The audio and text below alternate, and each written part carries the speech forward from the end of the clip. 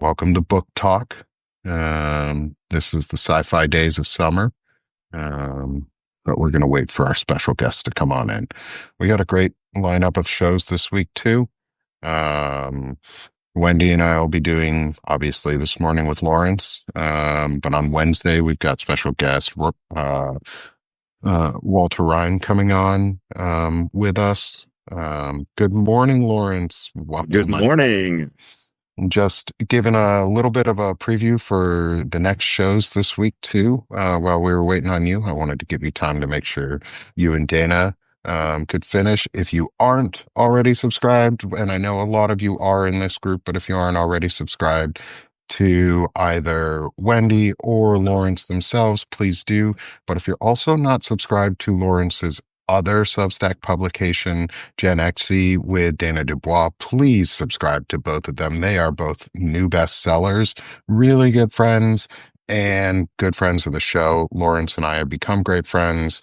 He's the bearded bear wizard of ours.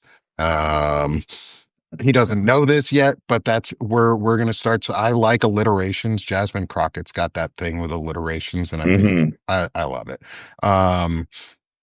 And so welcome, friends. Welcome. Hold on, let me pause my own video in the background or sound Also, in the hi, background. Wendy.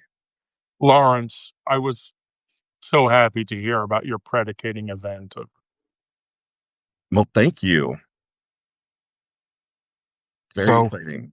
so You bitches are gonna welcome. blow way It's past. Wendy. You bitches are gonna blow way past me with it. So Oh my gosh. No, are you kidding? You're the original. You're the OG. I know that. I know that's a fib. No, You got to we're work on the all self-confidence, Wendy. No, I don't. No, I don't. no. Wendy, you're getting there. You're Look, getting us all there. that one, this one. Like he Oh, breached. Right. He breached the U.S. politics vertical. I know. That's I amazing. tried to do that for like 5 fucking months and I couldn't do I it. I don't know. I went on live last night with Shane Urich. Um, he actually had a couple of his paid subscribers reach out to him and say, "Hey, you should have Nick on. He's really good. You should see what he's up to." And we just had a really good talk last night. It ended up being almost 2 hours. And wow, was it fun? We covered a lot. I know, Mason, you were there. There were a ton of folks who were there who showed up. And it was fun. We got to talk about civics. We actually had it back and forth. I pushed back on some asshole in the chat who decided to say something anti-Semitic. And that was one of the things we talked about the other day. Not a topic of this show, but something we've talked about the other day is when you see it, say something. Right. Is act on something. And so somebody in the chat, I stopped the whole conversation. Shane was on a really good tangent too. And I was like, hey, no, we got to stop for a second. This person by name just said this in the chat. We don't do that. Like, I'm Jewish. No. And I went off on a tangent on him, and to Shane's credit, and I gave him a lot of credit on it too. And I'm definitely going to now is he booted him. It was one of his subscribers, not mine. And he booted them and he banned them. And that takes a lot. That's a hit against his own community. And he did the right thing. I didn't ask for him to do it, but he did it anyways. Um, and that's what you got to do. You got to point it out. And then when people do the thing that we want, that we're encouraging, that we're trying to have happen, like change of behaviors, call it out too. Like shout it Right. out. Give Yeah, I love. think that's such a good point and so important, Nick, that we've really got to model kind of the behaviors that we want to see. And kind of, Wendy, I know you're so good about this, like protecting your community and making sure that, the MAGA assholes are kicked out. It's important. It's important. People need to feel like they're safe. Yeah, both of the he's really dying posts that I made, which I drew like 4,000 likes between the two of those. And yeah, like I had a flood of MAGAs that came in and were like, you're a libtard and you're a this or you're a that. I'm like, okay, I'm gonna give you 24 hours to give me a valid argument before I enjoy the silence, motherfucker.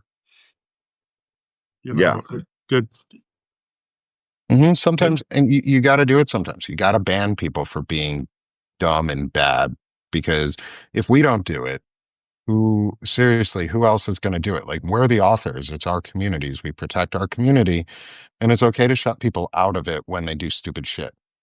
I agree. I just, and I know that's not the topic of the slide, but did either of you hear about Kyle Langford out of California? I did No. not. All right, he literally tweeted he's running for governor in California against Newsom. He literally tweeted a picture of him standing in front of the Auschwitz death camp with the line that said, "My plan for 0% unemployment." Oh my God. Fuck that. Right.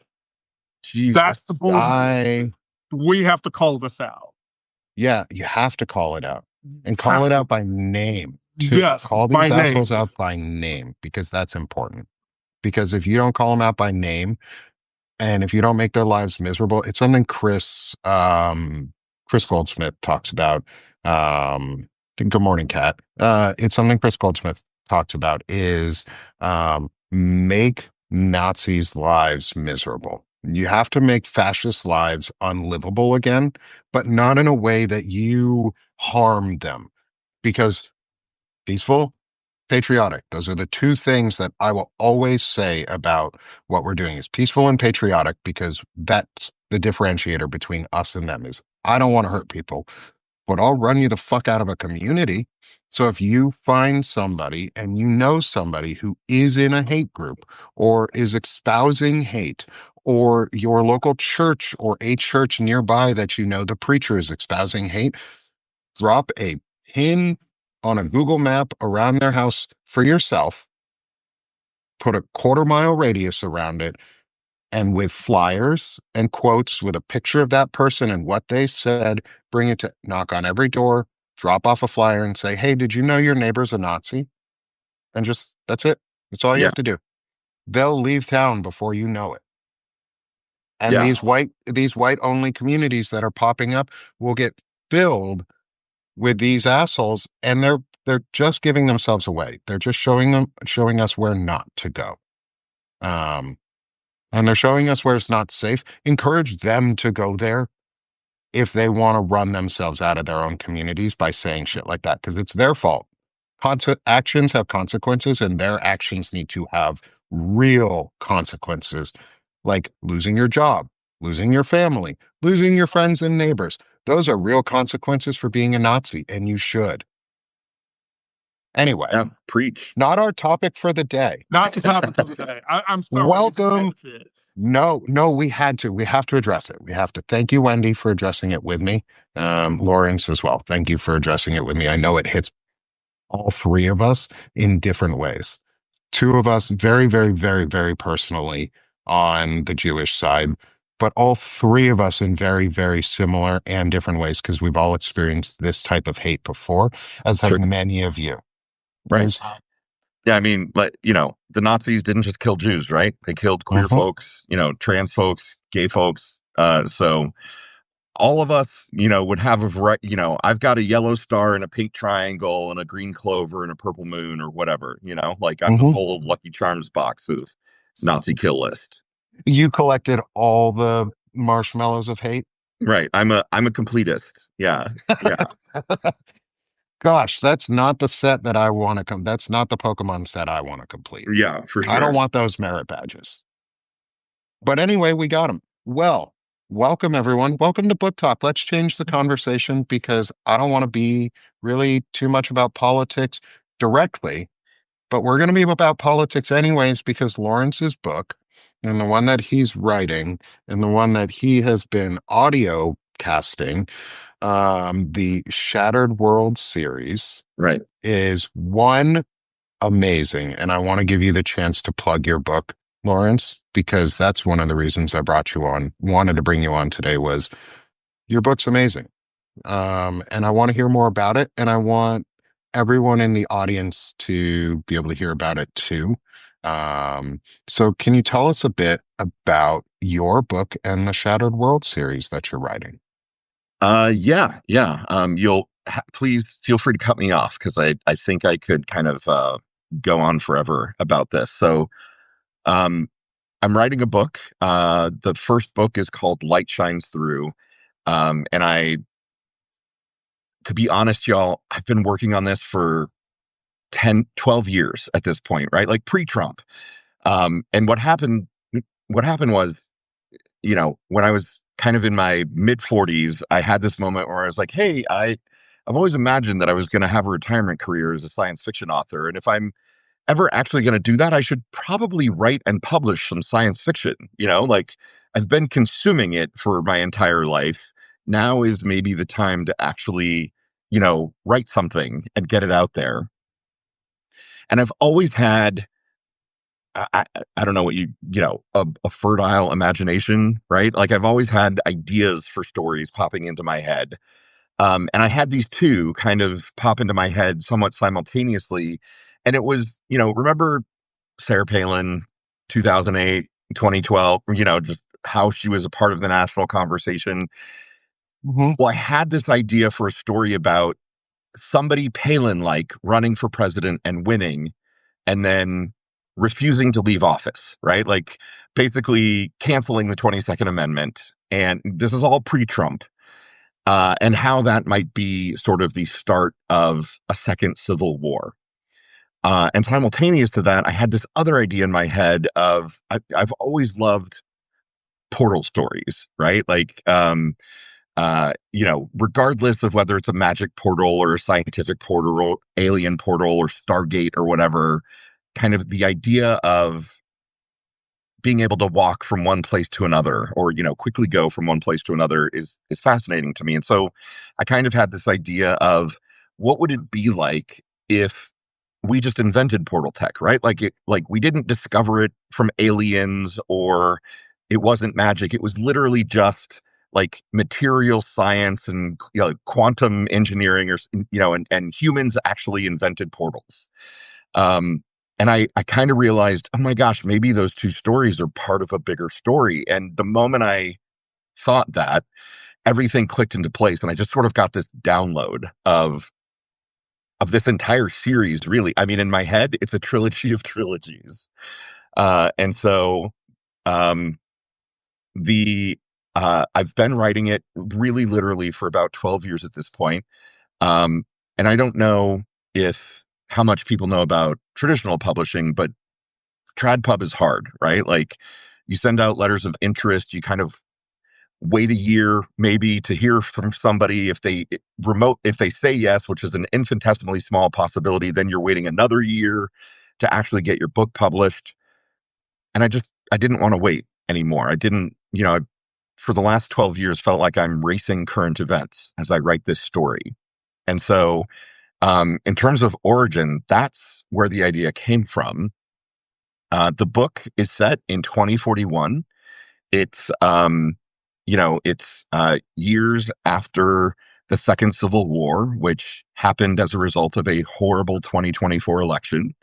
And, you know, um, the Second Civil War ended on North America. There are now, well, if you include like Hawaii and Central America and Greenland, there are 14 nations that constitute North America, and that all hate each other, right? That have gone in different directions. So there's the Free Republic of Cascadia, that is, kind of a liberal quasi paradise, or at least they're trying really hard. There's California, the new California Republic, that sort of goes full tech bro industrialist. There's the new Confederacy of the new Confederate States of America, which is as bad as the old one.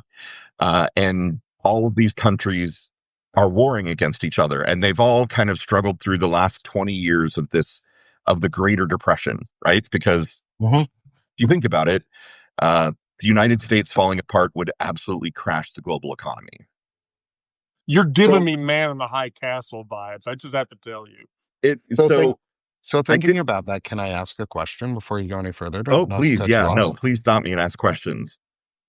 So before we go too far straight into it, so it's we got to a really interesting point right there.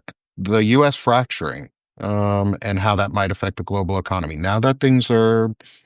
Um, now that things are sort of paralleling what you have been writing and had been writing about, how do you see the differences or some similarities between what you've written about and where maybe they've diverged in your story, and how that is okay? Because books parallel life, art parallels life. But what do you think of the interactions between your writing and now what's going on in the world? Uh, in some sense, that's an easy question, and in other ways, it's really complex. Like it scares the shit out of me, right? Like I.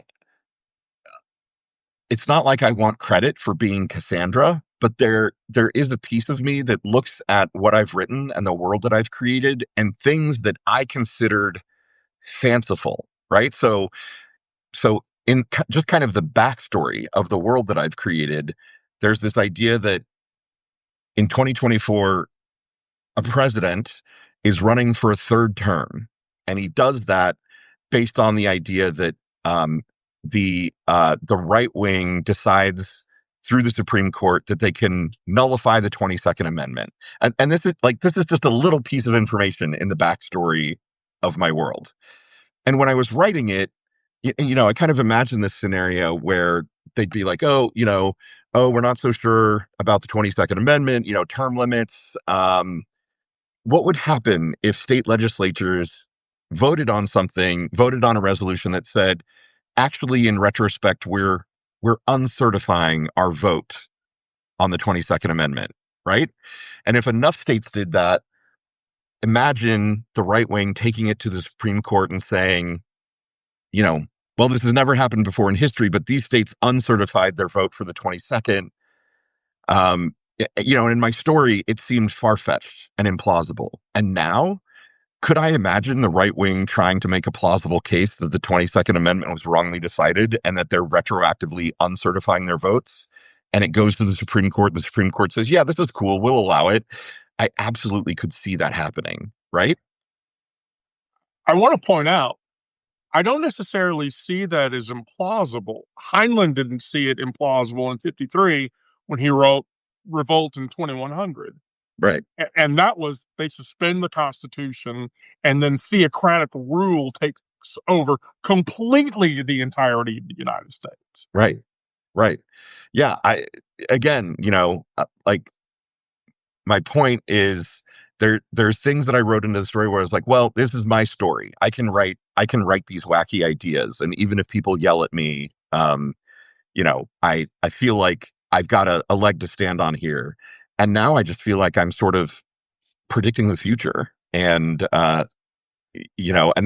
that's terrifying in a way. Um, So, a follow-on question, and one that actually we got in the chat from our friend Melissa Corrigan. If you're not a subscriber of hers, please do as well.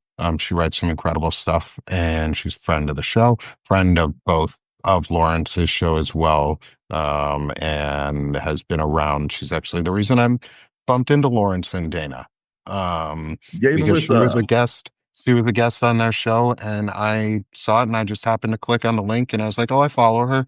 She's got good stuff to say," and I found a community. So just go click on random lives that you like of people that you follow. Like you might find something super awesome that you didn't even know. That's how My I met Wendy, right, Wendy? That first night. Look, people met me because I randomly dragged people into my lives as a co-host, and they said, yeah. Literally Wendy's like, "You in now?" the first 1 second I joined her show, I was like, Me oh, too. she wrote that amazing queer history article. I want to watch her. So I clicked the button, and within 1 second, I got this pop-up invitation. I was like, what the actual fuck is happening? And I turned it down. And then she re-invited me, and I joined with my hair looking all crazy, and she literally laughed in my face. That is my first Wendy moment. That's how you know you met Wendy, Right. is if she laughs at you. Um, but Yeah. Point of um, Wendy. She's going to pull you on screen and embarrass you within 1 second of you joining her live. Uh, but getting back to what I wanted to get to was Melissa's question. So I'm going to read it word for word for you, because I think it's a great question too, and it sort of parallels what I had asked just before. Is Lawrence, have you had to change details of your book because some things have actually happened in real life? I'm writing dystopian fiction and having this problem. So as an author, what are your thoughts on that? Yeah, actually, I have. I mean, there are a couple of smaller things that I've had to change, but mostly it's given me permission to expand the scope of what I have been writing because um, I think that there are things that I had originally ruled out as too implausible that now I'm like, oh yeah, no, that I can I can do this. Like I have free reign in this world. So for example, originally I was really reluctant to have the new Confederate States of America go on to be a full-on slave country, right? Like where they enslave people. I really, really struggled with that. Like, I mean, I racked my brain and had, big bouts of wrestling with my conscience. And I now have no doubt in my mind that if this country were to break apart, that the southern states would, as quickly as they could, reconstitute themselves into a new confederacy, and that with no wacky liberals to rein them in, that we would end up with indentured servitude and enslavement in that country. And so they're absolutely I mean, so one of the things I've tried really hard to do, I have a character, a young gay man growing up in the new Confederacy, and his story arc is kind of becoming an anti-patriot, right? Like realizing that he lives in the wrong country and that he hates everything about the Confederacy. If the people around him would use the N-word, I know they would. And I really don't want to write a scene in which the characters are using the N-word. It would be authentic to the story, but I personally really struggle, as a white cis gay man, writing this, like, could I use the word fag in the story? No problem. Like I can say that. But I don't feel the same way about other words, even as I kind of recognize that those words would absolutely exist in the conversation of that country. That's Yeah. kind of a sort of answer to your question, right? But Yeah, no, that's great. I was Wendy, chime in if you've got any questions too. No, Uh, I mean, I was just going to make an observation. So yeah, that was the thing that I started working on going into the week before last was the bar stories because people had been begging me and begging me and begging me to write stories from the bar. And so I spent a week and I did it. But one of my characters, who is the married bisexual guy, and a couple of times, like, I I don't have a problem using the fag slur to exemplify his experience because his experience is a very confused bisexual invisible experience. yeah, And so, like the way I have him talk, and he's like, well, I mean, she called me a fag or whatever, but I like where the N word is concerned. So I have a person of color character in the book, and his it in the stories, and his origin is South Georgia.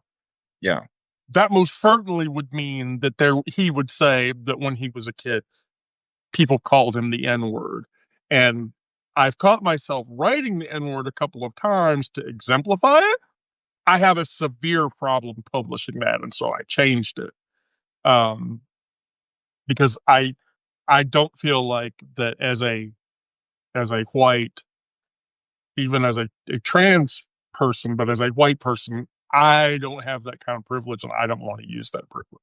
yeah, yeah. In one of my early chapters where I introduced the Jake character, the 19-year-old gay kid growing up in the Confederacy, I did write a scene where he's having his encounter with Old Man Dempsey, who's sort of his Hagrid character, right? He's sort of the older ally to the young protagonist. And there's a moment where Dempsey thinks that Jake is about to use the N word in describing.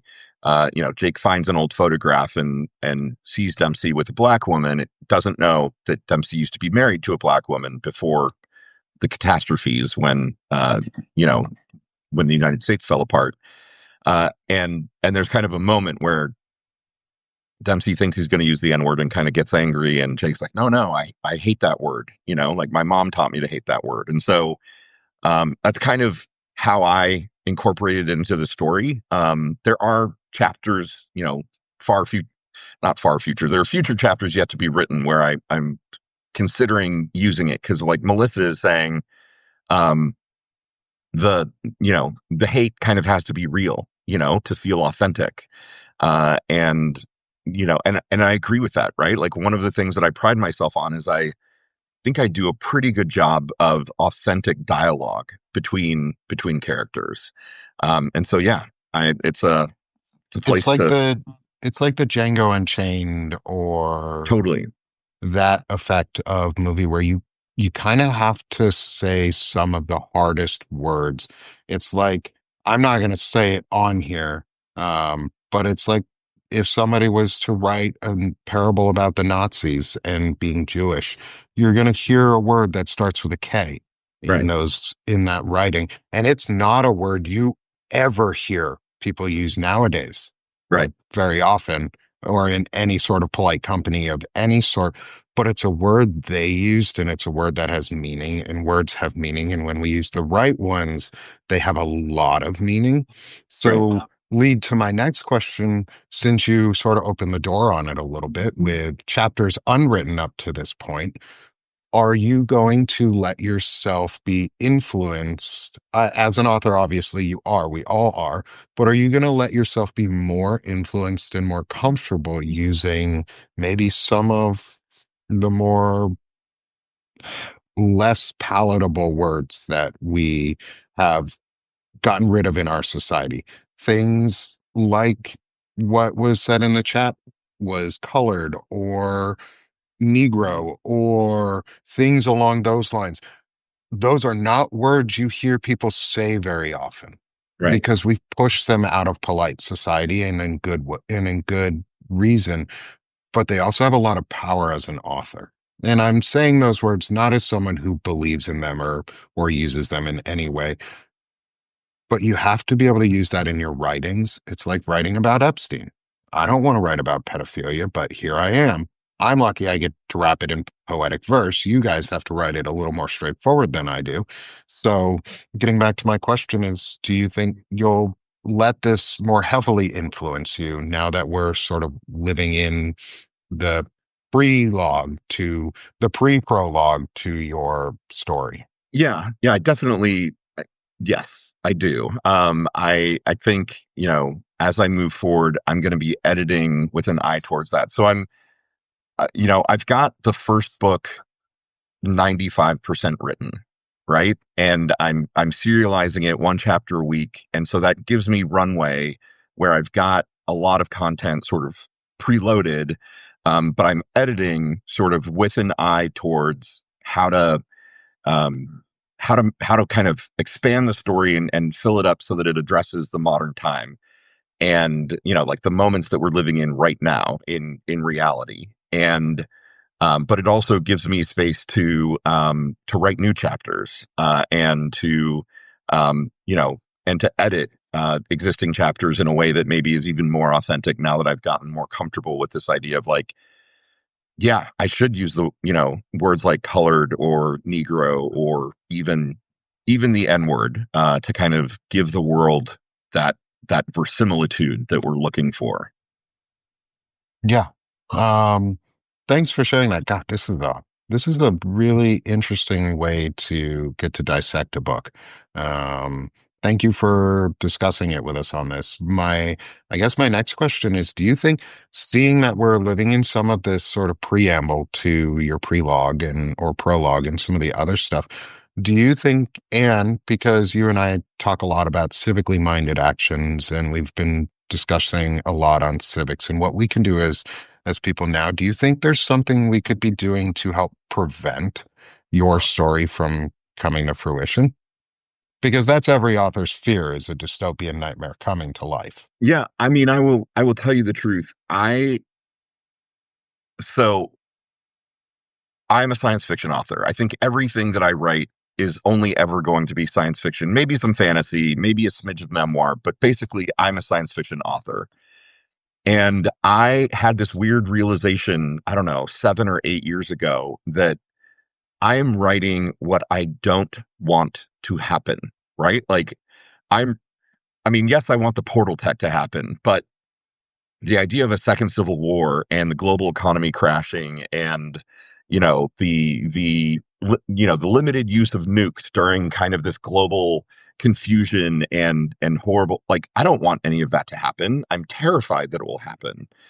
um and and there's a short story that I'm really proud of called I Love You, Dieter Murphy. That's a time travel story, and it's somebody traveling from a very dystopian authoritarian regime in the future. And I don't want that to happen. And for me, I feel like if I write it, it won't come, right? Like I have this, not jinx, almost a superstition of, if I can write the worst case scenario, that's one thing that the universe isn't going to deliver. And and so asking about what we can do to prevent it, I mean, I think, you know, Nick, this is no surprise to you. We've been in massive conversation, and I know Wendy's in conversation. Many of us here on Substack are, about how can we connect authentically as Americans. And yeah, Wendy, I want to say something. No, I to your point, you're writing about what you don't want to happen. Right. There are a insanely large number of authors that have done this. Gibson did it with Neuromancer. And by Yep. the way, in interviews, Gibson even said, like, I'm writing this because this should never happen Yep. in my lifetime ever. Yep. And I even further, and she took it a step further because she's the producer on the show of her writing, was Margaret Atwood. This should never happen. Absolutely. And there is a draw to read about things that people don't want to have happen. Yeah. Because then it encourages people not to behave that way. Yeah. Yeah. Margaret Atwood has been a huge influence on me and on this novel series in particular. Obviously, like many of us, maybe all of us, like, read Handmaid's Tale years ago, and recently the sequel. I've read her Mad Adam series. All of her sci-fi, I think, is also stuff that she does not want to happen, but which, as she very often says, is entirely plausible, because everything that she puts in her books, she literally draws. She has scrapbooks of news clippings of everything that she put in her book. So if someone says, "Oh, they'd never subjugate women like that," she's like, "No, here's an article talking about how this cult subjugated women exactly like this." And you know, so yeah, I in ideating my book and in writing it, I really used her as a touchstone of, like, I am just extrapolating from current events and kind of imagining worst case scenarios. And if all these worst case scenarios happened at the same time, this is what I think would happen. This is what the world would look like. Yeah, and I think I think that might be a really important point, is what are the worst case scenarios and how they connect and how they converge. Um, and it's great to see all the chat that's going on or the commentary going on in the chat. And some of the important things that I keep seeing up about this is gerrymandering. Kat brought it up. Melissa's in there talking, Lisa's talking about it. Like, gerrymandering, it's a huge issue. It's a type of voter suppression, and it's something that we can fight against as people. And that's why I asked the question a little bit, is what can we see as ourselves to prevent our own dystopian nightmare? Because we're all going in the preamble right now of what a dystopian novel would look like. And we've all read them. We've all watched our favorite movies on them and shows on them. I started watching The Handmaid's Tale and had to freaking turn it off after episode like 5. Not because I didn't like it, but because it was so hard to watch the parallels to what's actually going on right now. And I could quickly see, oh shit, this about to happen, because it is. You look at rules in Texas and laws like that, and we're trying to avoid that thing. Is living, and it's actually it was part of the inspiration after my conversation yesterday with Shane Urich about it. Things to his action is what we can do to prevent um, our own dystopian nightmares, because it's not enough to say we don't like these things from happening and it's or that we don't want these things to happen. It's not enough to be against something. It's we have to be for something. And so the simple acts that we can do right now that prevent dystopian nightmares are the most cliche thing that you could possibly think of. Go, and it was somebody, it may have been Fred or somebody else. It may have even have been you, Lawrence, who said it, is go open a reading hour at the library for kids. Make Yeah. space for democracy. Go open a reading hour for kids so other people can participate. Go do something to help other people, car share, ride share, things like that. It's Yeah. the small acts of community That that wasn't my idea, stop but I do dystopia. love that idea. Um, and so like gerrymandering and things like that is run. Everybody needs to run. And I think the best way we can avoid a dystopian nightmare, specifically in a new American dystopian nightmare where we fracture into multiple states and um into the old Confederacy in the South, because like Lauren said, it's visible. You can see it. I live here in the South. You can see where that's rising. There's white only neighborhoods popping up in Missouri, in northern Arkansas. It's gross. It's disgusting. They're pointing themselves out, but it's happening. Right. The way to stop it is the most cliche thing you could possibly ever think of is open a food pantry, is do a weekly food pantry in your neighborhood. Go Right. read books to kids that are pro-democracy, a little bit more pro-democracy than maybe people would think, and sort of hide it in plain sight. But do the things that are small and make space for democracy. Right. Right. I've been talking to my brother-in-law about these conversations, and we've had ideas like go organize a group that go walks down, pick the dirtiest road in your town, right? And organize a group that goes out, and maybe you wear break t-shirts or something that say something on them, but you go pick up trash, right? And when people ask you what you're doing, say, oh, we're just part of the community trying to help out. Want to come join us? We do this every third Saturday or whatever. It's, the idea is But don't make it political. right. No, just make it engaging at a local community level. And, through that, form relationships that then are able to become political because you know the people that you're talking to. Yeah. Wendy, looks like you wanted to chime in. No, that goes back to the parochial argument. People ask me, what can I do to motivate change? How can I fix this? And I'm like, look, no matter what happens, if Trump bans trans rights tomorrow, does that mean that the very next day when you get up in the morning, you can't go over to the Starbucks and get a cup of coffee? No, you're still going to be able to do that. He can say that. So local action. So if you encourage local action and then that replicates over and over and over and over and over and over again, that's the thing that puts 25 million people in the National Mall screaming, we're tired of this shit, time for you to leave. Yeah. Yeah.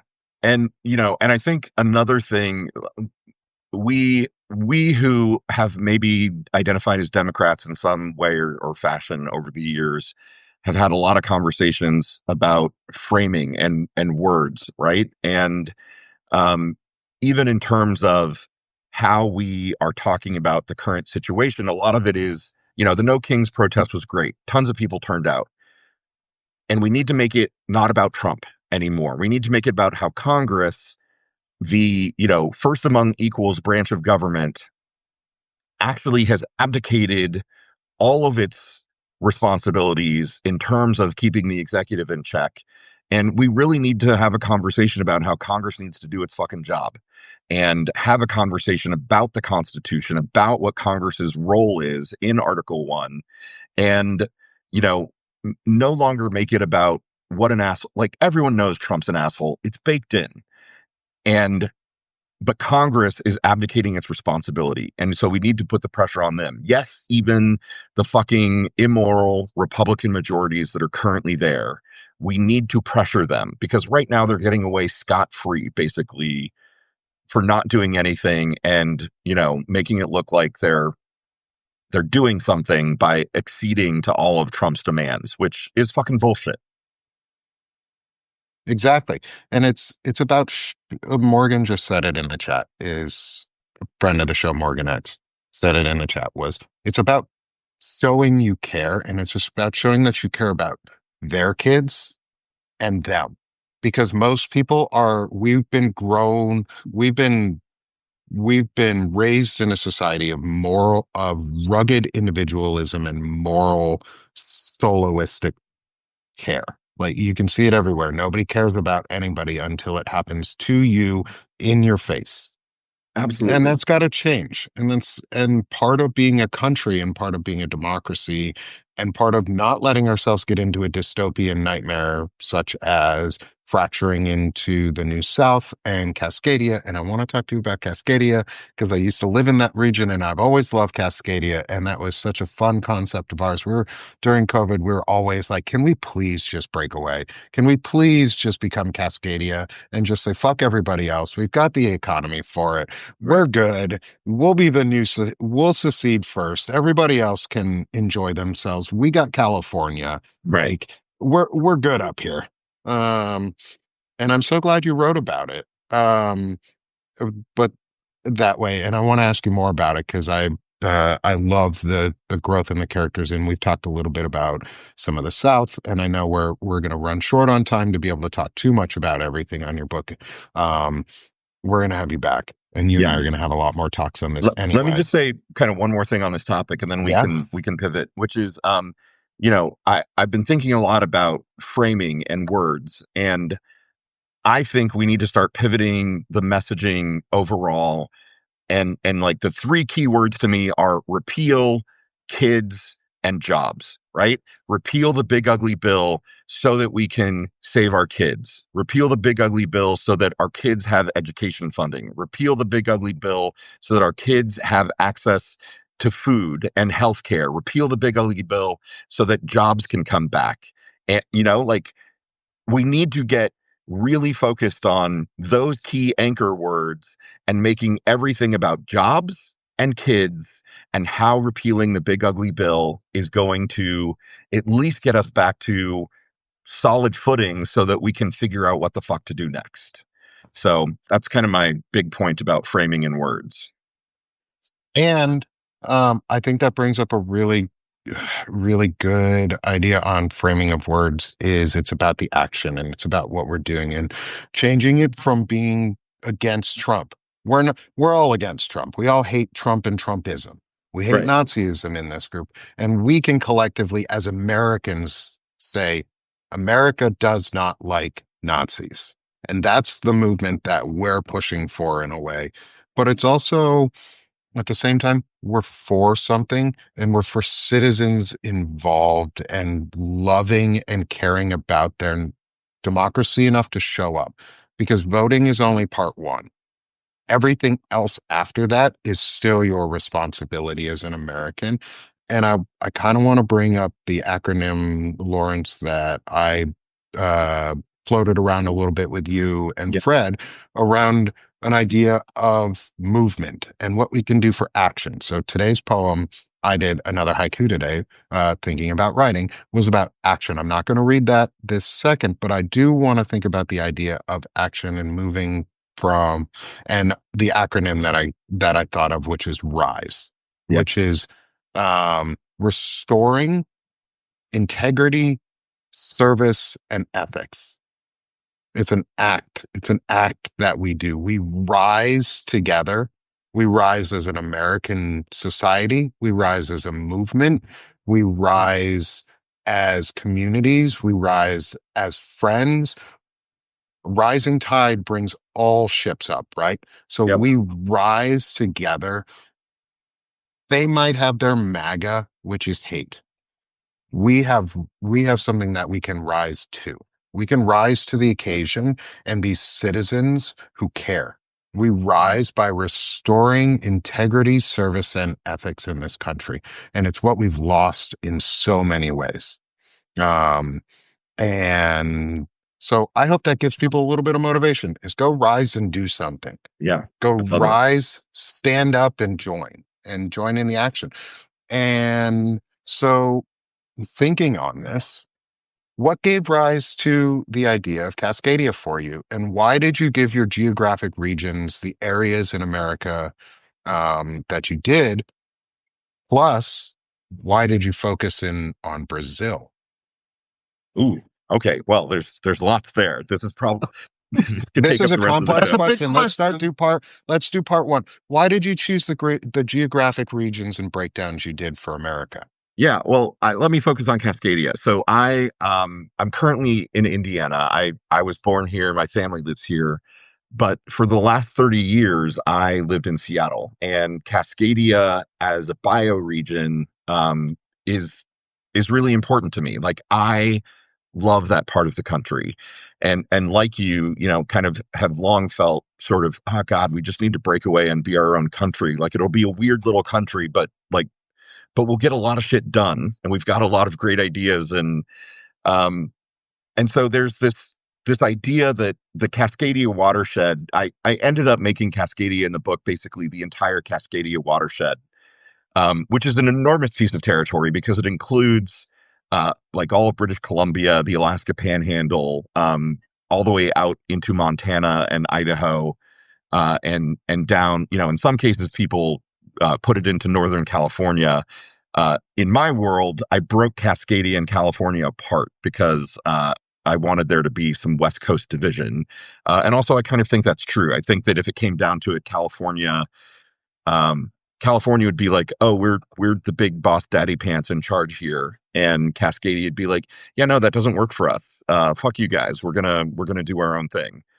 Um, and I know it's implausible. I suppose there's that word again, that Cascadia could actually, in a war, subjugate or conquer Eastern Washington and Oregon and Idaho and parts of Montana.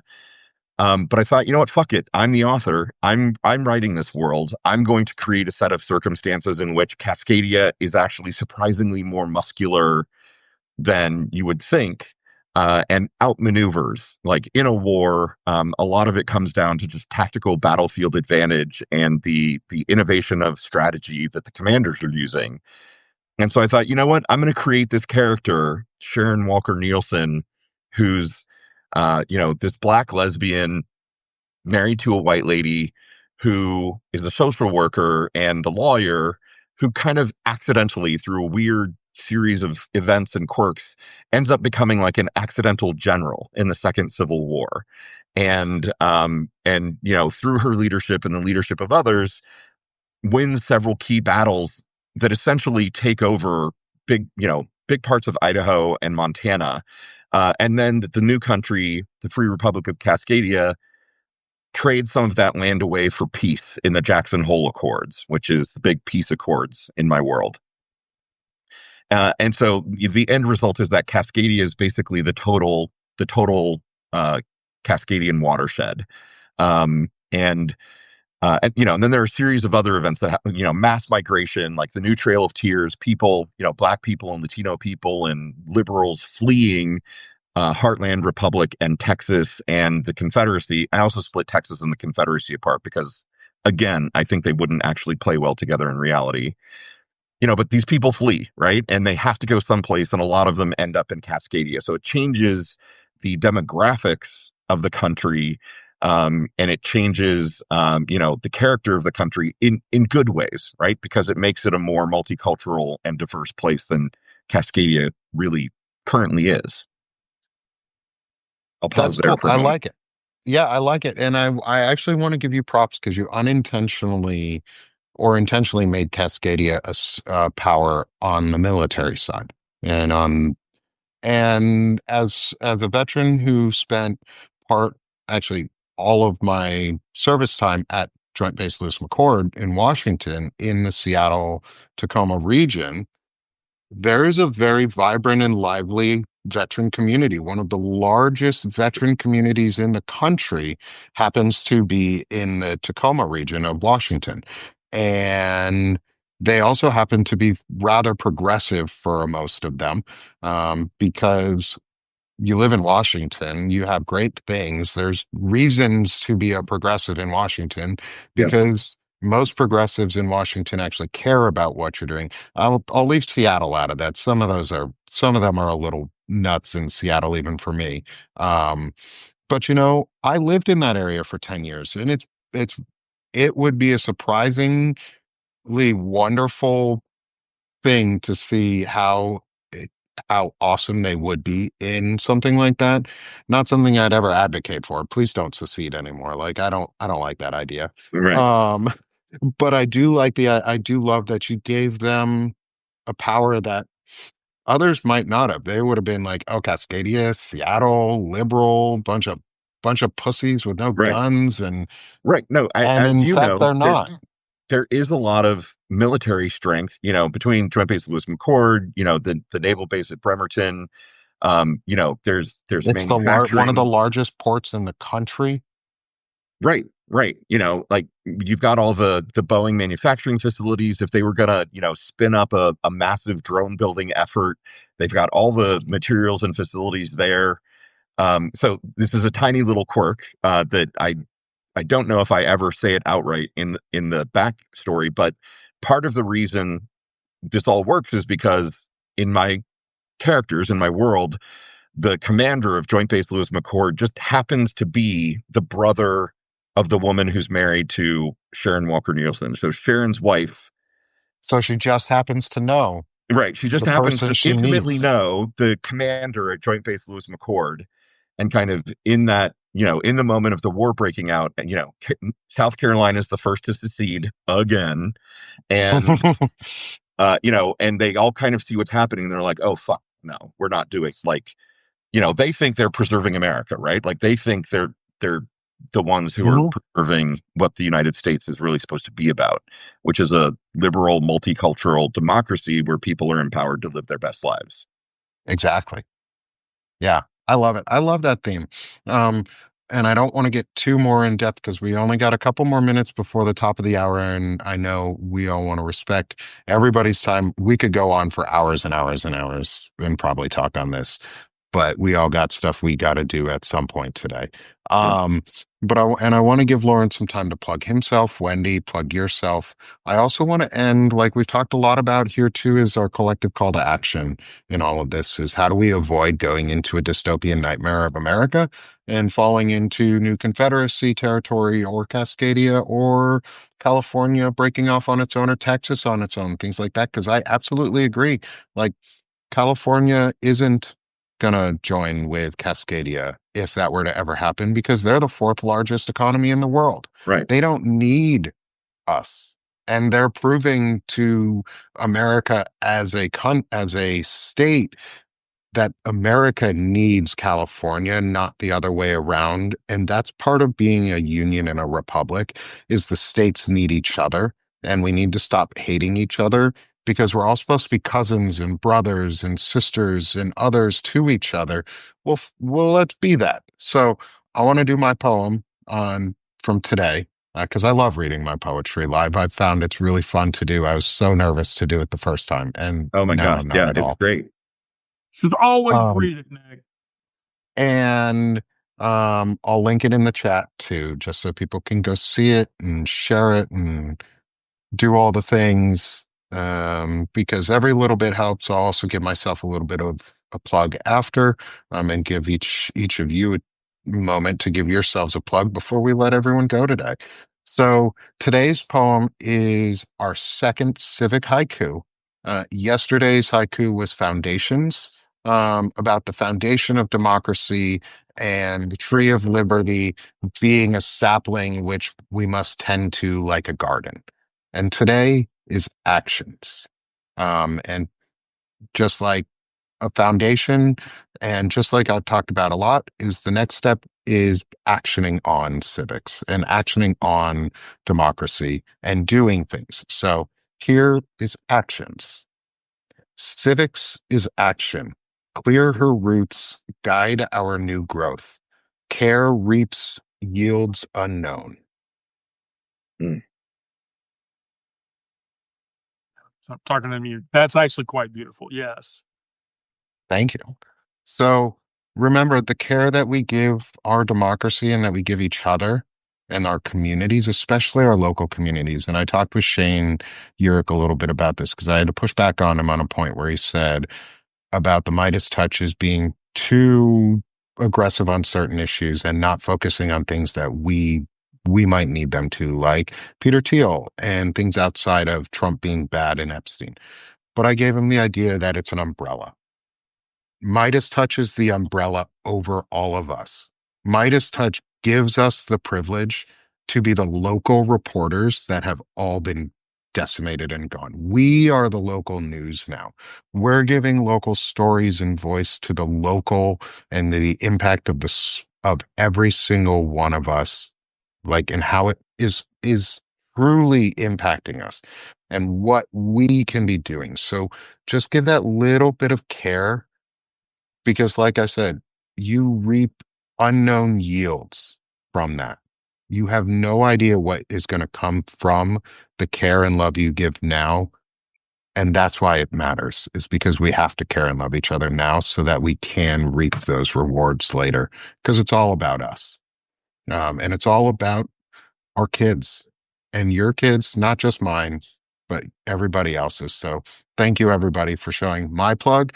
Running a summer special today for the next week and a half for the Sick of This SIP community. For the Sick of This summer sale, 80% off. So it's $1 a month, $11 a year. Or added new features if you'd like to become a founding member for $200.